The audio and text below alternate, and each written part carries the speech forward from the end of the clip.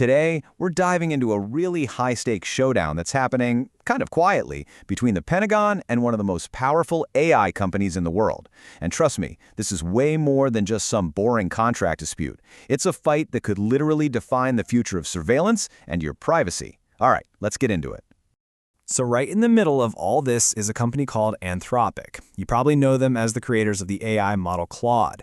Now these guys are valued at over $18 billion. So we're not talking about a small startup here. They are a massive, influential player in the whole AI game.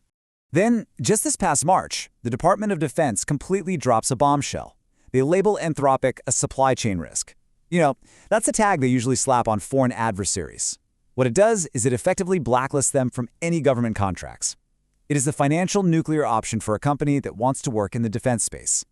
Now, officially, the Pentagon says this is all just a disagreement over a contract, but, as we're about to see, the real story seems a lot more calculated, and it has huge implications for pretty much every single person who owns a smartphone.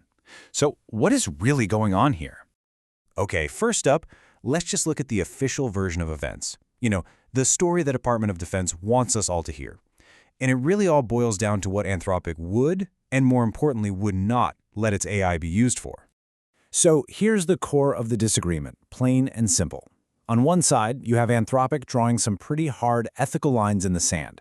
They put these clauses in their government contract that explicitly said their AI could not be used for things like fully autonomous weapons or for mass domestic surveillance unless there was a human supervising it.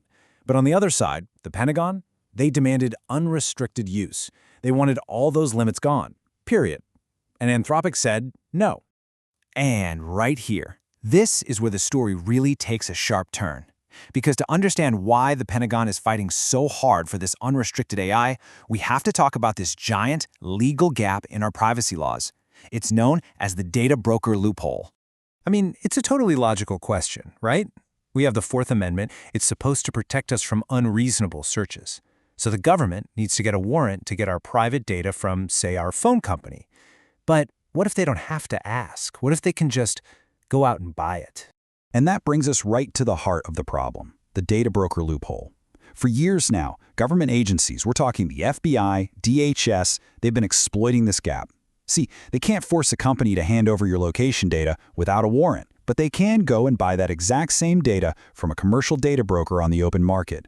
No judge, no probable cause needed. So how does this whole pipeline actually work?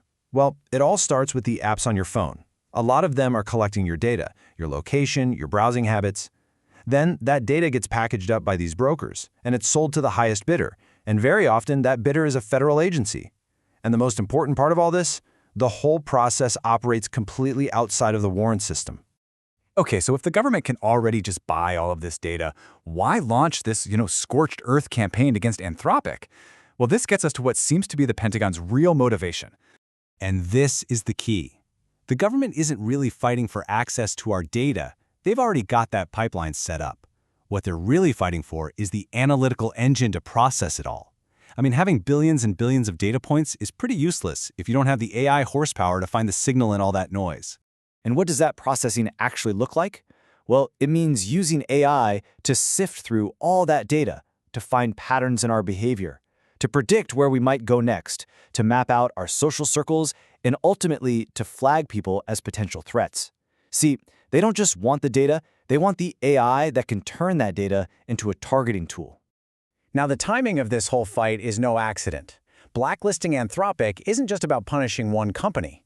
It's a calculated, strategic message that's being sent to the entire tech industry. I mean, just look at this timeline. The escalation is unbelievably fast. The Pentagon makes its demand in January, they terminate a $200 million contract in February, they blacklist the company on March 7th, but look at that last date, April 20th. This is all going down just weeks before a massive vote in Congress to reauthorize FISA Section 702, a huge surveillance law.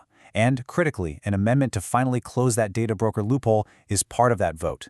The timing? Well, it really suggests this is all about setting a precedent before Congress has a chance to shut the door for good. This whole move was so aggressive that a federal judge, Rita Lynn, actually had to step in.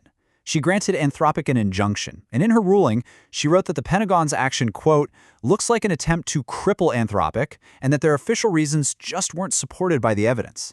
And that really gets to the true goal here. By making such a public and painful example out of Anthropic, the Pentagon is sending a very clear, very loud message to the other AI giants. Google, Microsoft, OpenAI. And that message is simple. If you dare put ethical limits on how we use your tech for surveillance, we will come after your bottom line. And you can see here just how much of an outlier Anthropic really is. OpenAI, they quietly got rid of their ban on military use back in January. And Microsoft and Google, well, they have enormous defense contracts with no known ethical restrictions like Anthropic's. Anthropic was basically the one major player holding the line, and the message from the Pentagon is crystal clear. Fall in line or you'll face the consequences. So let's bring this all back home and talk about why this high-level corporate fight matters directly to you and me. Because at the end of the day, this is about your data and who gets to use the world's most powerful AI to look at it. The Electronic Frontier Foundation put it just perfectly. The future of your personal privacy, it's not being debated out in the open. It's being decided behind closed doors in contract negotiations between these giant tech companies and the US government. And let's be honest, neither of those groups has the best track record on civil liberties. So here's the bottom line. That upcoming FISA vote is everything. If the data broker loophole isn't closed, and this precedent against Anthropic is allowed to stand, what you get is a perfect storm. The government gets unlimited, warrantlessly purchased data, and they combine it with AI from tech companies that have been pressured into compliance. That is the exact formula for a total surveillance machine with zero checks and balances. And all of this leaves us with one last massive question. In a world where the government can buy nearly any piece of data it wants about its own citizens, the real power, it lies with whoever controls the artificial intelligence that can see and understand all of it. This whole conflict, it's just the opening battle to decide who that's going to be.